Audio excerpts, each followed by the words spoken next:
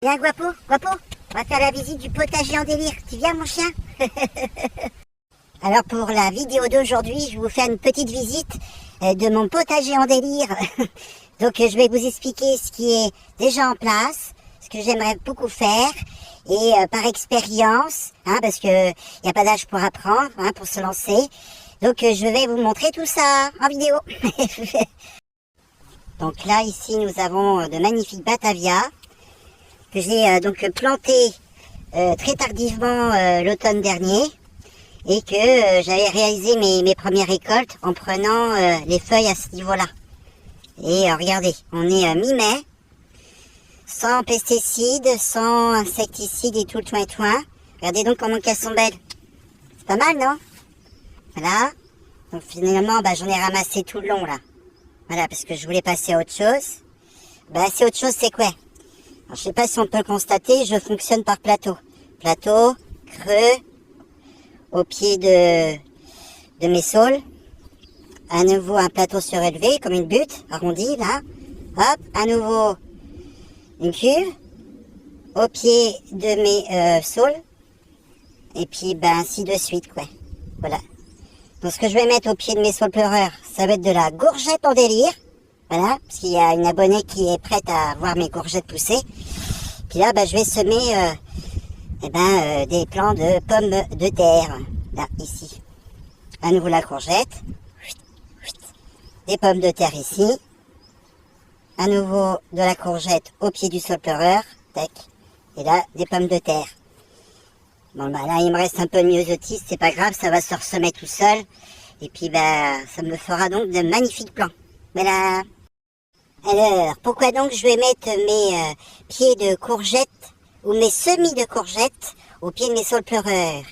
C'est simple, parce que cette année, en fait, je les ai fait en cuve. Voilà. Ce qui va limiter l'évaporation, mais qui en même temps, de par le système racinaire du sol, va rééquilibrer le surplus d'eau. Parce que parfois, les courgettes, elles sont pas fortes en natation, quoi. Elles n'aiment pas la natation. Bon, il y a Maya qui nous a rejoint, ma petite Maya. Donc, juste avant elle, il y a une cuve où je vais donc semer ou planter des pieds de courgettes. Mais je préfère aller à la semis directement. Comme ça, ça va moins stresser la plante. Après, là où elle est dessus, c'est la butte. La butte où je vais mettre mes pommes de terre. Là, elle est en train de danser dessus, je sais pas ce qu'elle a vu, là. De nouveau, vous avez la cuve à courgettes. À nouveau, vous avez la butte à pommes de terre. À nouveau, vous avez donc la cuve ici. Et là, à nouveau, des pommes de terre juste là. Bon, alors, comme il est effectivement très tardif, en cette saison maintenant, là, pour semer de la pomme de terre, rassurez-vous, je vais rééquilibrer de par ce qui se passe en haut. C'est-à-dire que j'ai réalisé une haie vivante, une ossature vivante, avec du saule. Voilà. Et donc, effectivement, on est mi-mai, et puis pour les pommes de terre, ça va être un peu compliqué. Enfin, je vais vite, rapidement choisir la variété que je vais pouvoir mettre. C'est-à-dire que de l'autre côté, je vais donc semer au pied de mes tiges de bambou. C'est très important de mettre des bambous parce qu'à l'intérieur, vous allez faire loger des auxiliaires, les pinces-oreilles et tout ça. Et ça, c'est très bien pour les plantes. C'est un anti-limace impeccable. De par expérience, j'en ai eu de très très bons résultats. Voilà. Et donc, comme vous pouvez le voir, là, vous avez donc ici un pied de saule pleureur que j'ai tressé. Voilà. Et donc ça va m'apporter de l'ombrage sur mes pommes de terre, comme si on était au printemps. Voilà. Et comme ça, je vais pouvoir perdurer ma culture. Je vais vous montrer ce que je vais préparer de l'autre côté. L'autre côté pour protéger mes pommes de terre. Je vais vous expliquer ça. Comme vous pouvez le constater là, tout le long là, hop, j'ai donc piqué du bambou pour faire bosser mes auxiliaires. Alors à la verticale et à l'horizontale. Là. Donc première horizontale, seconde horizontale. Et toute cette ossature, qui est très résistante au vent parce que c'est naturel et c'est vivant. Donc, ça ne s'est pas cassé la goule. Je vais pouvoir faire pousser à nouveau mes haricots purple. Alors, mes haricots purple, je vais en mettre 4-5 graines, juste ici au pied du bambou. Et ça s'entorsader comme ça en liane. Là. Puis ça va monter là-haut.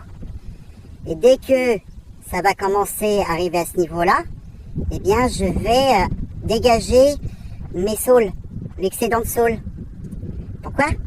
Parce que je vais récupérer ce saule et qui me permettra de faire du paillage neutre pour couvrir le pied de mes faillots, de mes haricots.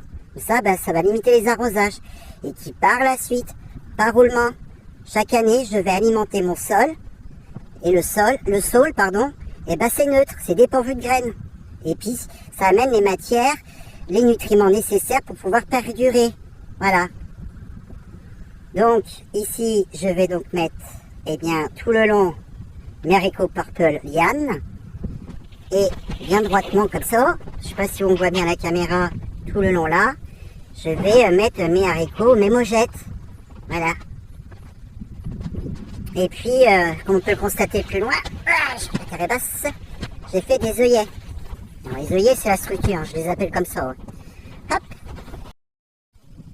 Donc, partie haute, c'est-à-dire les haricots purple grimpants, qui vont m'apporter de l'ombragé de ce côté-ci, de l'autre côté là, pour mes pommes de terre. Voilà. Ensuite, juste à côté là, comme ça, là. Donc, mes mogettes.